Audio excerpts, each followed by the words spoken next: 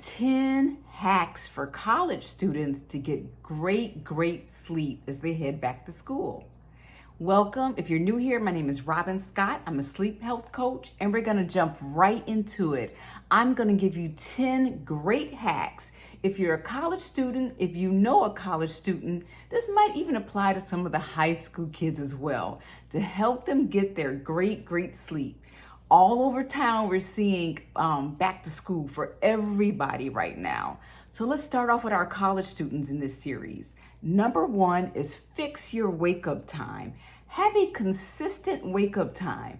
I know there's so many variations in college, from doing, term papers, research projects, hanging out with friends, those amazing parties. I remember those college times. But you do want to keep a consistent sleeping wake-up time. It's even more important than going to bed time. That wake-up time needs to be really consistent on a day-to-day basis to really set your circadian rhythm. Number two is getting some morning sunshine in. It doesn't have to be a lot. It can be anywhere from 5 to 10 minutes. You want the sunshine to actually reach your eyes. This also helps to set your circadian rhythm. It's also a really nice, natural, subtle antidepressant to see the sun first thing in the morning, to know you have a bright, fresh new day ahead. Number three is the scrolling, especially at 2 and 3 in the morning. Ideally, you should be asleep during that time. I know so many people are looking at TikToks and their YouTube shorts, Instagram. Definitely cut out the scrolling. The scrolling from the blue light actually inhibits your melatonin production. We all know we need melatonin to get that great night's sleep. So definitely have a cutoff time at least 1 hour before, so that you're not scrolling way past your bedtime. Number four is a caffeine curfew. Have a set off time for your caffeine consumption. Caffeine can really keep us awake at night, keep us from getting good relaxation. It increases our heart rate, increases our blood pressure, and it has a half-life of about 6 hours. So let's say if you have a mocha with your friends around 4, that caffeine is still active and alive at 10 p.m.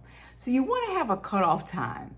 I recommend for college students, if you need to get that coffee to get up and going in the morning, have your morning coffee, but have a cutoff time of at least around noon so that you can get a great night's sleep. Use sleep to boost memory. So you're probably working throughout the day, studying throughout the day. Some really hard to remember facts, review those right before going to sleep. A lot of people don't know this, but during sleep, you actually consolidate everything you've learned to that day so that it stays as a lasting memory. So to help you do better in your tests and exams, do some review right before you go to bed at night. Your brain and your grades will really thank you. Nap like a pro. That's number 6. I loved nap time when I was in college. I was always taking a nap. If you can schedule your classes to get that afternoon break, your brain will thank you. You will feel better. If you deal with anything with panic or anxiety, you will actually really do your mental health so well to actually have that break during the day. Some people say, well, I really can't go to sleep in the middle of the day. That's okay.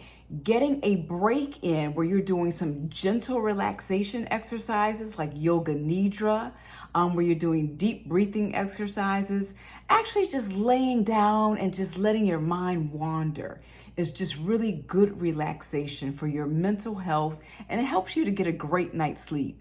You want to keep those naps from 20 to 30 minutes. So they should be power naps, no 4 and 5 hour naps in the middle of the day, or you will ruin nighttime sleep.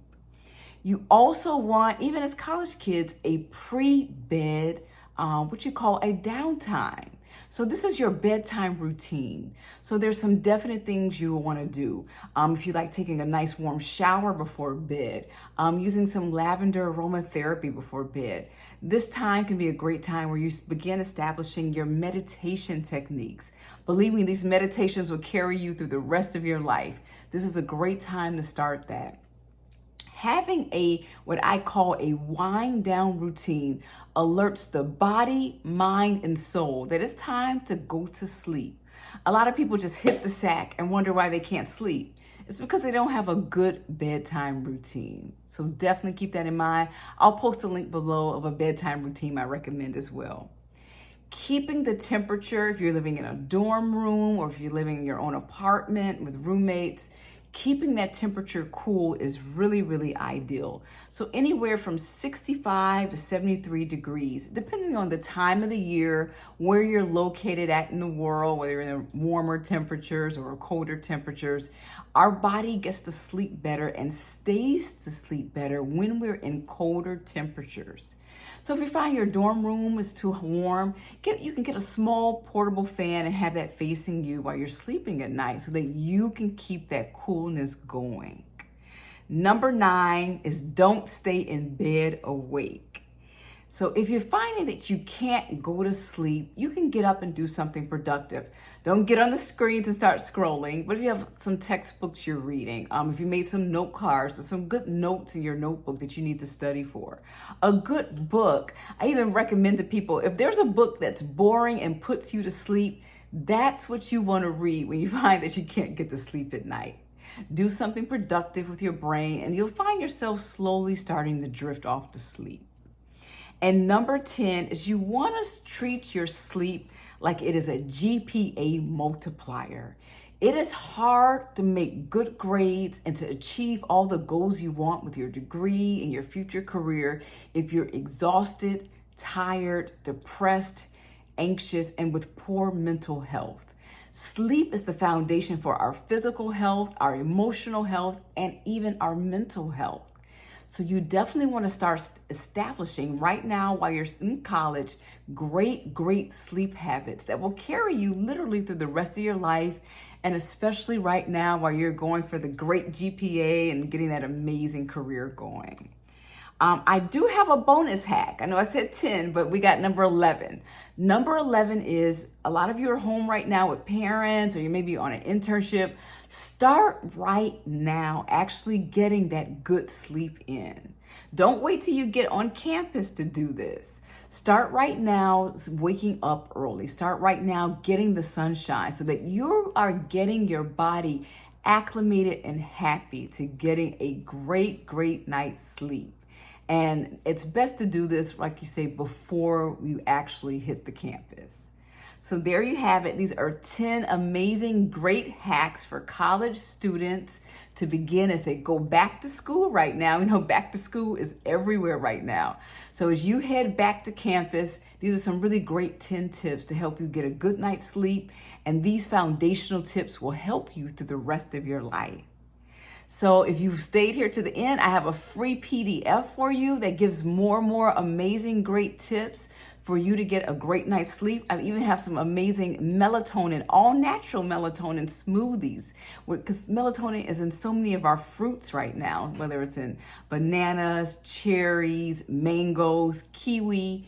You can actually make a great, delicious melatonin fruit smoothie to get you some wonderful sleep. So thanks again. Be sure to download that free PDF and I'll see you next time.